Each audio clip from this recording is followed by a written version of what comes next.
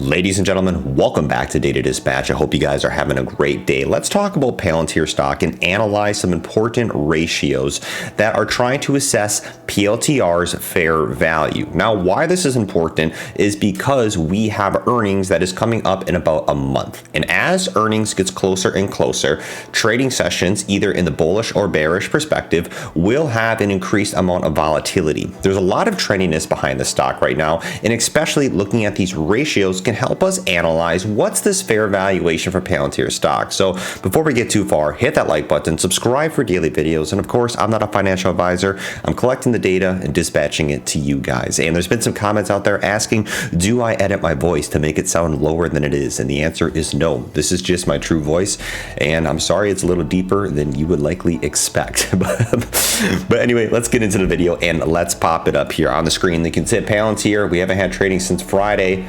This weekend's been kind of boring, not seeing what Palantir's been doing, but sitting at 1661 right here, up about 5% of the day. We talked about this in yesterday's video, and especially we talked about the fair valuation, that we had some metrics that we talked about that were predicting fair valuations at about $20. And why that was really, really surprising is because that is that next level of resistance. Now, there's some short-term resistance at the 17s for Palantir, but also at the $20. And this was basically right before we had the last quarter earnings that were released.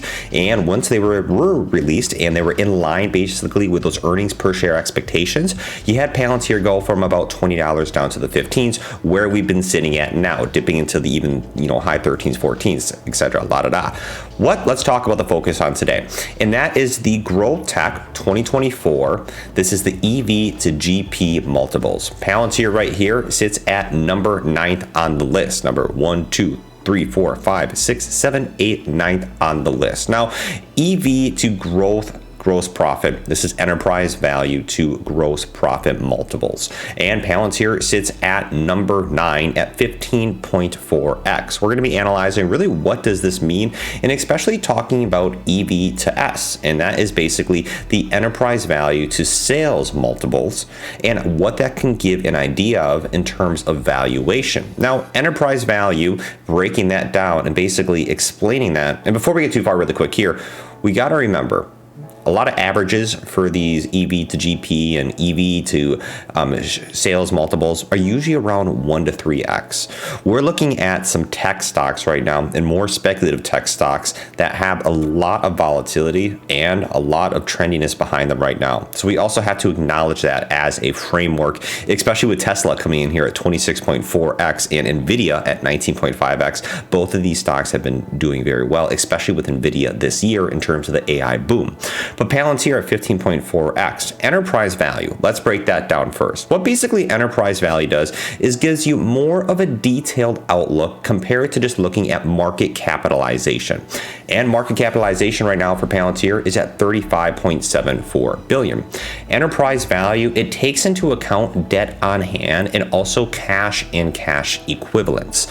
And especially looking at right here, enterprise value is the summation of market cap with total debt and cash equivalents, and gross profit is basically just profit. It's simplistic in its name. It's total revenue minus that cost of goods sold, COGS. Now, the use of enterprise value to gross profit can vary, but it is a big indicator of profitability, which is important, especially looking at Palantir.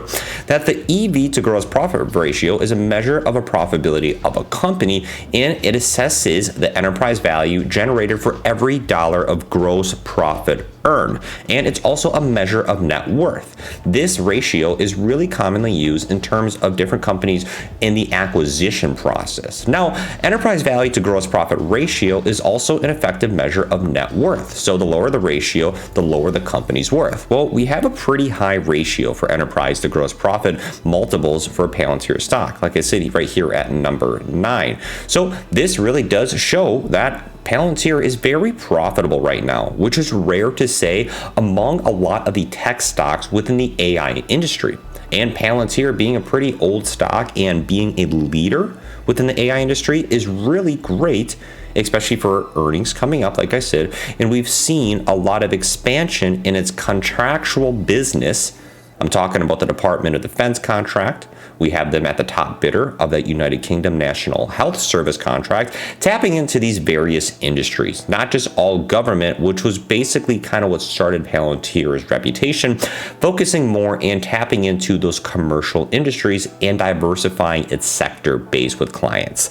This is really good, especially with that being said, its enterprise value to the actual growth profit, or the gross profit, also gives you a measure of fair value of a company, basically because it helps incorporate that debt. And if we quickly look into Palantir's operations here, into their actual financials, they have great revenue. This is measured in the millions here. So at 1.9 billion for 2022 is what we've seen so far, and especially with gross profit margins at 1.4 billion, Palantir is looking pretty well. They also do not have a ton of debt at all. And this is great to say, especially with a company that is investing a lot of its resources right now into development of its AI data analytics platforms, such as Palantir Foundry. Now, with that being said, let's incorporate another thing that does not completely make this 100% bullish, and why I think there is some basically kind of grain of salts we have to take with Palantir, and that is the enterprise value to sale multiple. Now, this is basically a detailed version of a price to sale multiple. And what a really enterprise value to sales multiple is a measure of a financial valuation comparing to the enterprise value of its company in annual sales. And this basically gives a quantifiable metric about the value of a company, basically taking into effect its debt, because you're using enterprise value and not just market capitalization, but also looking at its sales. And with that being said, what it does tell you is the expansion of that price to sales valuation, like we just said, because it's not just using market capitalization, it's also utilizing the debt in the equation, and of course that cash and cash equivalents. But with that, you do not have a lot of debt with Palantir. So this continues to be a high multiple, which can insinuate that there is a high valuation behind Palantir. As like I said in the beginning of the video, we're going to see this higher with tech and especially AI stocks like we've seen in 2023. I mean, remember, Palantir is up 150% on the year basically. So EV to sales multiples are usually found between 1 and 3x, and a lower E to V sale multiple indicates that a company may be more attractive or undervalued in the market. And what we are seeing is the opposite right now with Palantir.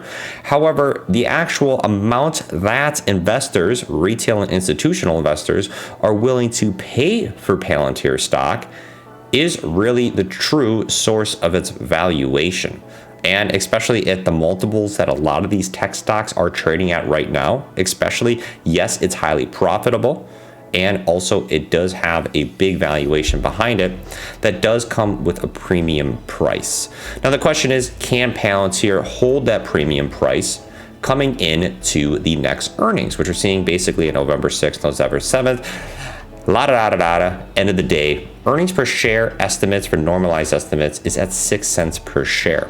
That's going from the previous quarter estimates of 5 cents per share. So a little bit of a growth here. One thing that we have seen though is those earnings per share revisions have grown over 5 times in the last 90 days. What this really tells us is Palantir is being set to these higher and higher and higher standards. And this is where you have a lot of risk that does come into Palantir stock. And example is because if Palantir does not hit, if it misses or is not in line with these earning per shares, especially after analysts have pushed Palantir to these higher and higher standards, like I said, with higher and higher revisions, the last 5 that we've seen in the last 90 days, we could see a large correction in Palantir. And also due to the fact that its enterprise value to sales ratio is really high. But in addition, if the trendiness continues to stay behind Palantir, especially with that high enterprise value to gross profit ratio, then I think we could see it possibly test that $20 level of resistance. So that's why earnings is going to be critically important for the stock, and especially what happens within the next few trading sessions, and in terms of the general economy, and also looking at bond yield rates, looking at federal fund rates, looking at job outlook, and especially inflation metrics is going to have a large influence. So there's a lot coming ahead for Palantir stock, And it's exciting, especially as one of the leaders in the AI industry. We love looking at AI stocks and love looking at AI technology. So make sure you guys stay tuned. We'll be checking it out for you guys. I want to know, what do you think down in the comments? What's the discussion that we should talk about? Do you think it's really important to really look at these valuations, or do you think they are not critically as important, like I said, because kind of the trendiness that we're seeing and the trading behind and what investors are willing to pay for Palantir anyway, trying to predict on its bullish outlook, is that really outweighing some of these metrics, and especially some of these different algorithms that we're utilizing with Palantir, like we talked about in yesterday's video. If you haven't seen that, go check that out, because that talks about the fair valuation that a lot of analysts have been looking at a discounted free cash flow model, which takes into a two-stage growth model. That's, like I said, that's a whole separate video. So make sure you check that out. I'll catch you guys later. Peace out. Thank you guys so much for watching. Have a great day, and tomorrow will be great.